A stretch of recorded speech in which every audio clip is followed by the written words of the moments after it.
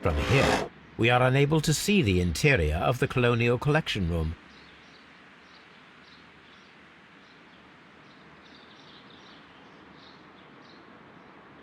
Materials for college study.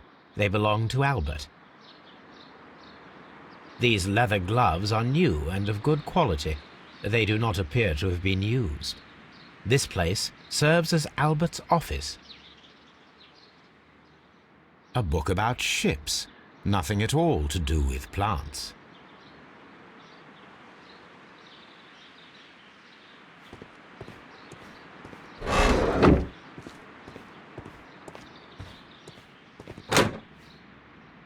There is a smell of burning.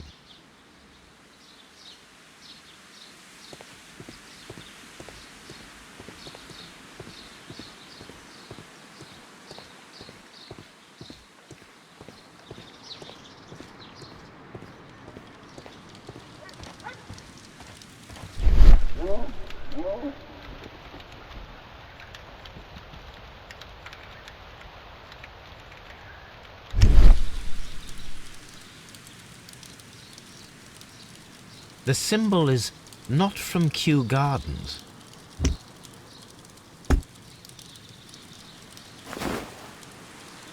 A protective mask. Someone set it alight, but it did not burn. A broom handle was half burned.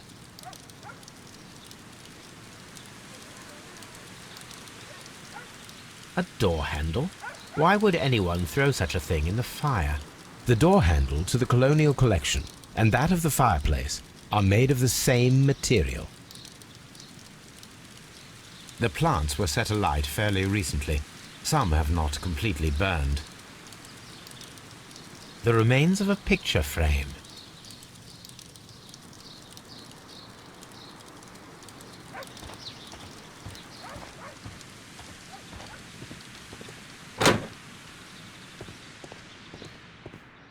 Dry tropics.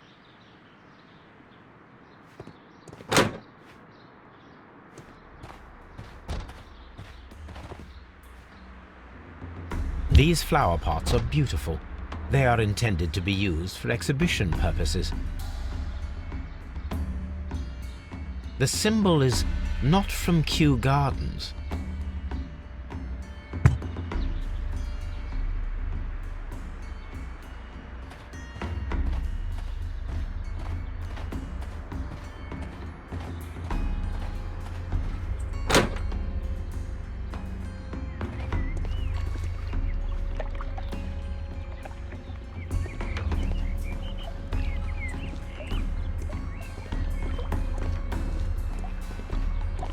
Water lily greenhouse.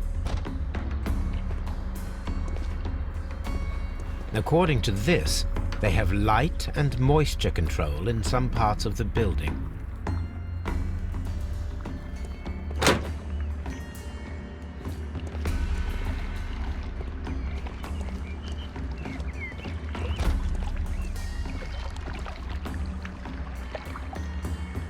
Here is a list of the stolen plants.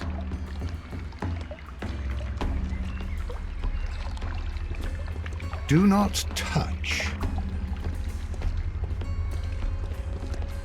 Do not touch.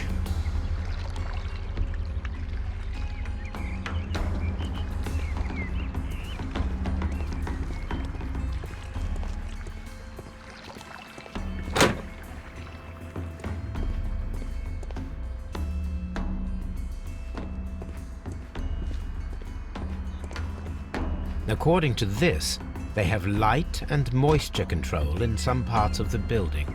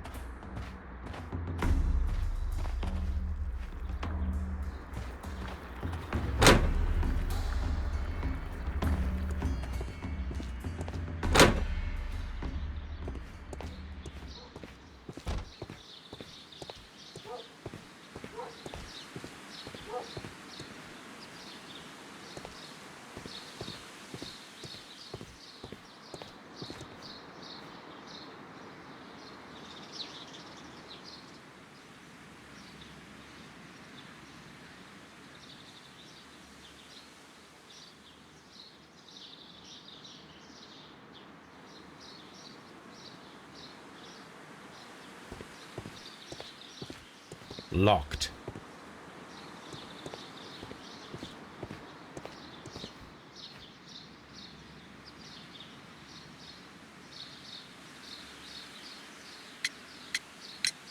Mr. Hamish, can you tell us who holds the keys to the locked greenhouses? That would be Albert, Mr. Dunn's son. Yes, Albert keeps all the keys, and one can only imagine why. What do you mean? Well, he was never interested in Kew Gardens before, and now all of a sudden he is trying to act as if he owns the place. I think he wants to take over the management here. He'd do better to leave that to me. He has no experience. No, none at all. What is your opinion of Albert as a student of botany? He's useless. I often tell him so, and I can only give him cleaning tasks. Botany is not his life's work, and his father well knew it. He was furious about it. He was? Oh yes, he forced his son to work here, and he never missed an opportunity to criticize him publicly. Are you able to elaborate on that? Well, for example, with our last exhibition here, Mr. Dunn had Albert make a presentation speech. But then, while the lad was speaking, Mr. Dunn interrupted him, asking him difficult questions, making him look like a failure. It was with the intention of making a fool of him, Mr. Holmes. That must have been terribly humiliating. Yes, he was crushed, and he had to leave. Everybody was making fun of poor Albert. That is, except for Miss Margaret White, who is such a nice lady and who always takes pity on Albert. You mentioned a Miss White. Would you tell us more about her? She is a student who works here part-time. She is quite charming indeed. She possesses a great talent for botany. You should take a look at some of her experiments that she carried out in the laboratory.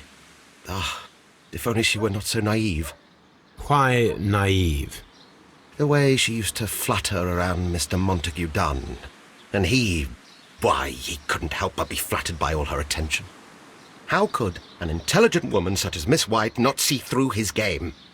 I can only scratch my head and wonder. Thank you, Mr. Hamish. We shall continue our investigation.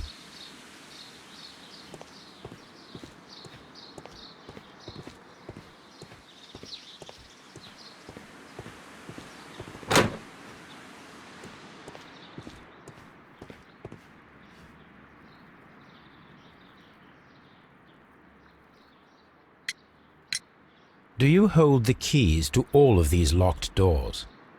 Yes, you can have them. But I cannot give you the keys to the cloakroom. The employees' effects are private. I am sure you understand. Thank you, young man. We shall see you again soon.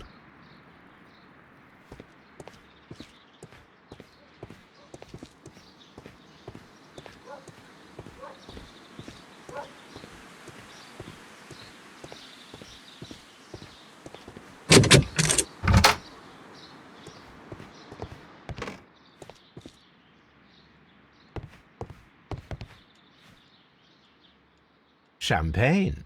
Montague Dunn had good taste. French wine. A remarkable vintage.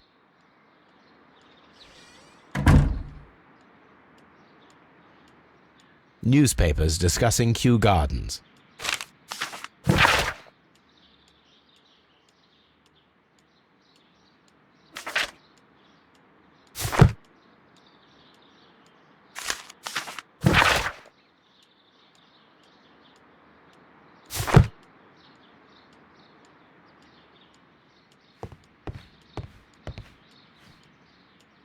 A photograph of Montague Dunn and Reynold Hamish.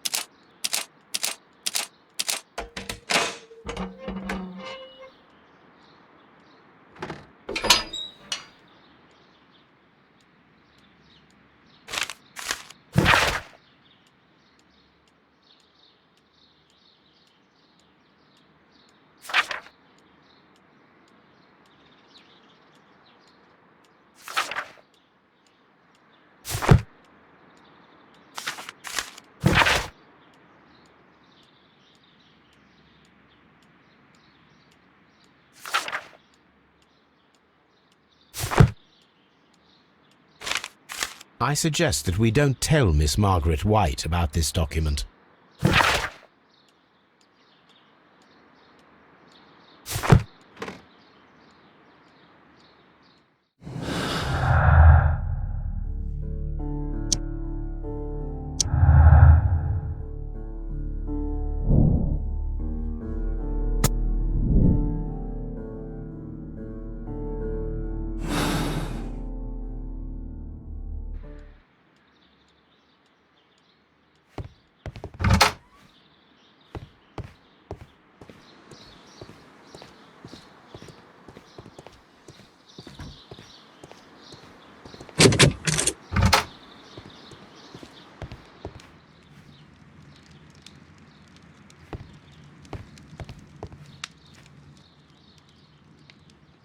Such masks are generally worn when dealing with toxic chemicals.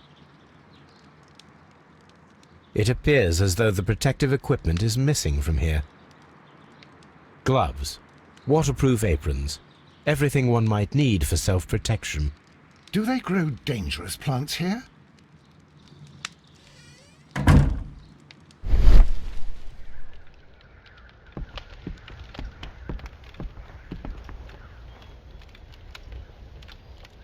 There was a bottle here.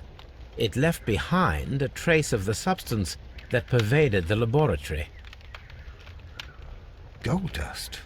Good heavens. What's it doing here? The gold is almost immune to chemical attacks, so it may be a valuable auxiliary for various experiments. But why would anyone perform such experiments in a botanical garden? Several drops of the substance were spilled. Someone carried this bottle around. Several drops of the substance were spilled. Someone carried this bottle around. The bottle is no longer here, but it is possible to detect a faint scent. We need a good nose.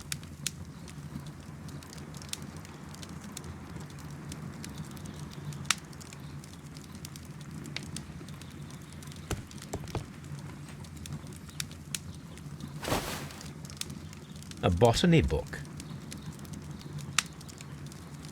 This student's book belongs to Albert.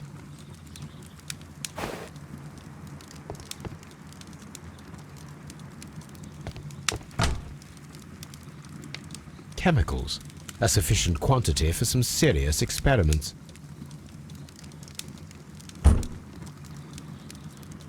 phonograph used for voice recording. Remarkable. Yes, this is quite a modern laboratory. I don't hear anything.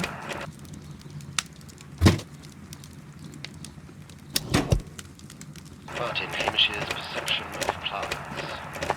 The notion of communication in the plant world has long been considered marginal, yet I remain convinced that some plants do indeed transmit chemical signals in the event of attack. A study report by Martin Hamish.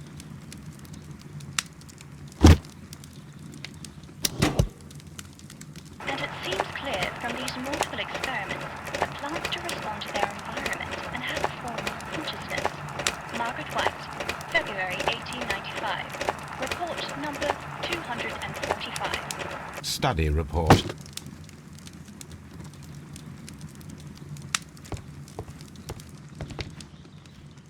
This is a table for experiments. It resembles my own. Only this one is kept in good order, Holmes.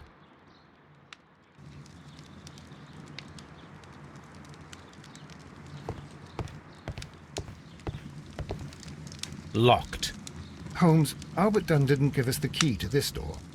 It does not matter. We will open it.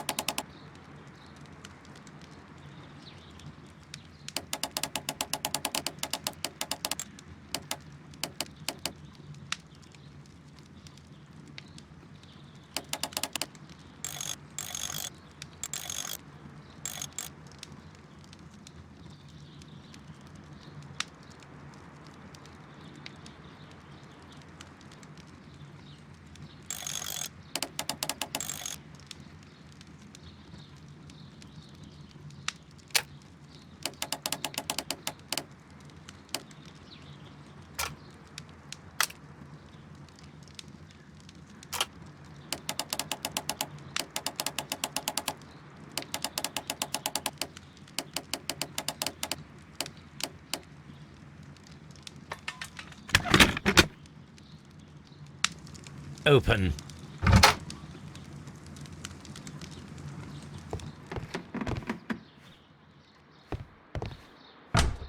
Miss White's locker. Apparently, Miss White is a capable student. A draft of the letter that Miss White sent to her parents.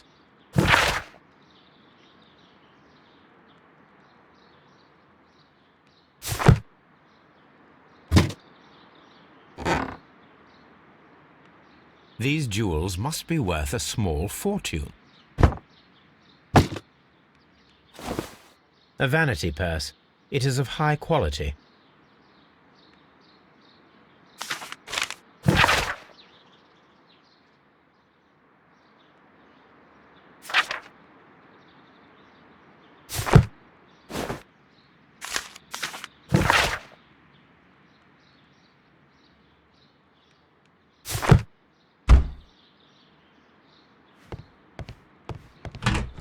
Martin Hamish's locker.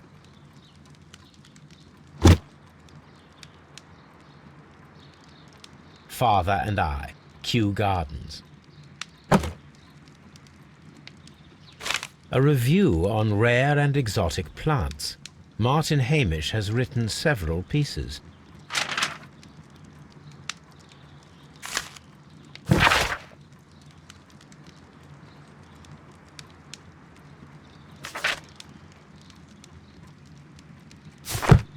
Martin Hamish studied chemistry. Interesting.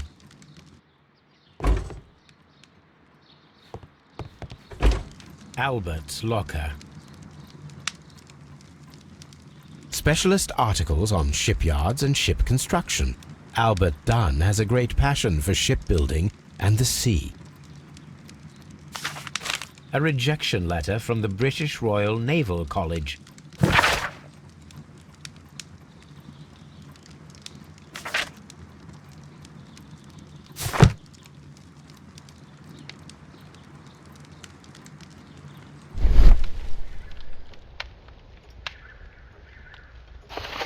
A picture of Miss White and Albert in front of the University of London. And they seem to get along.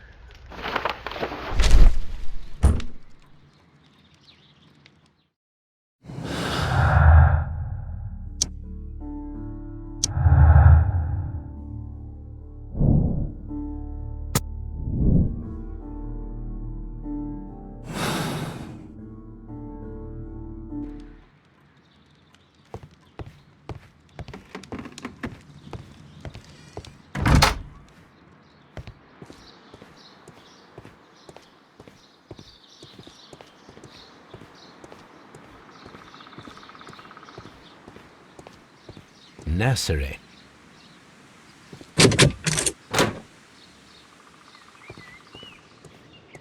These young plants must be delicate if they are kept in the nursery.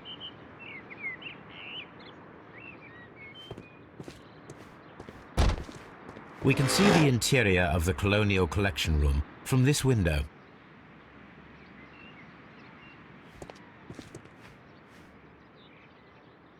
A thesis written by Martin Hamish. A glasses case. It is empty. This area serves as Martin Hamish's office.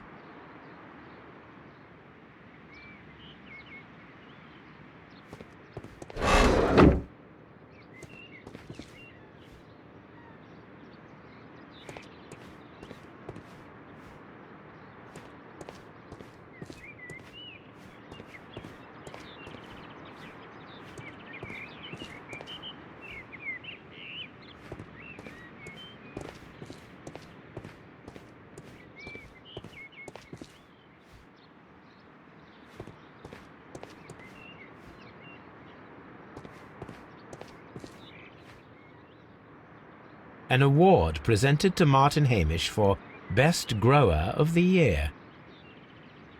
A master's degree diploma. It belongs to Martin Hamish.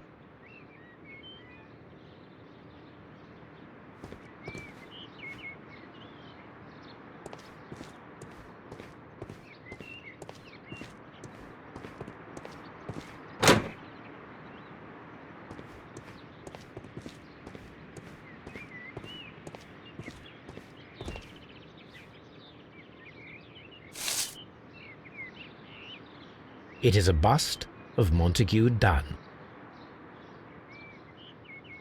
I am curious if the marble that we found will fit this place.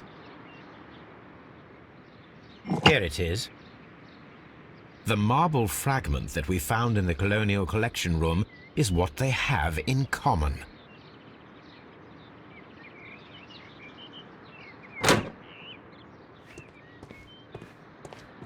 The seeds of plant species are stored here.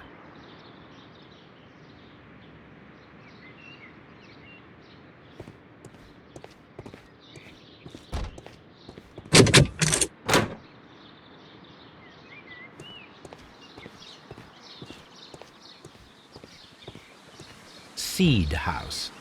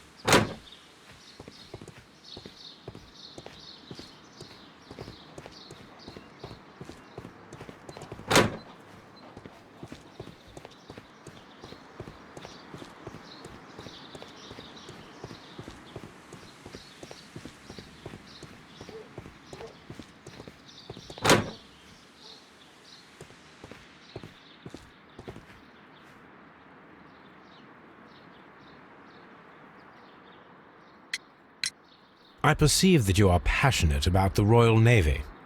Passionate? No, not really. I like ships, that is all. Are you quite sure? You do not seem to be so interested in plants. It's difficult, that's all. My future is here. It has never been about anything else.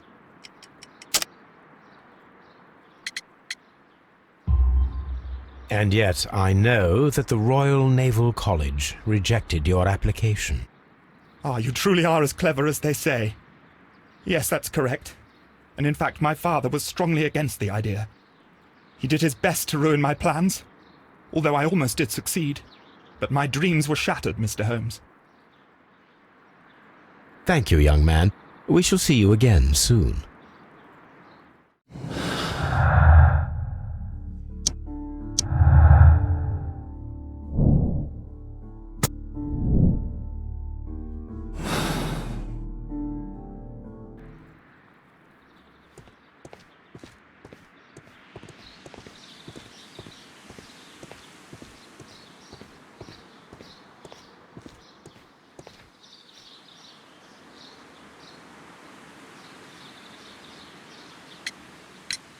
Mr. Hamish, was someone from your family connected with Kew Gardens? Family? No. I'm the only one with a passion for botany. I do not think so. This photograph of you and your father at Kew Gardens suggests the opposite. But you have no right to. Do tell us more about your father. He was, indeed, the greatest botanist of his time in the British Empire. He worked together with Montague Dunn until the end of his life. He brought me in at the age of 12. Did he get on well with Mr. Dunn? No, I couldn't say that. They expanded Kew Gardens together, that was all. And it was all my father's work, for Dunn always lived the high life. So Mr. Dunn was not helping your father? Oh, yes, he provided the financial support. And as far as he was concerned, that fulfilled his role. But the worst of it was, he declared himself as the master of Kew Gardens. Fame meant nothing to my father, so it was easy for Mr. Dunn to take all the credit. There is a bust of Montague Dunn in the nursery. A bust?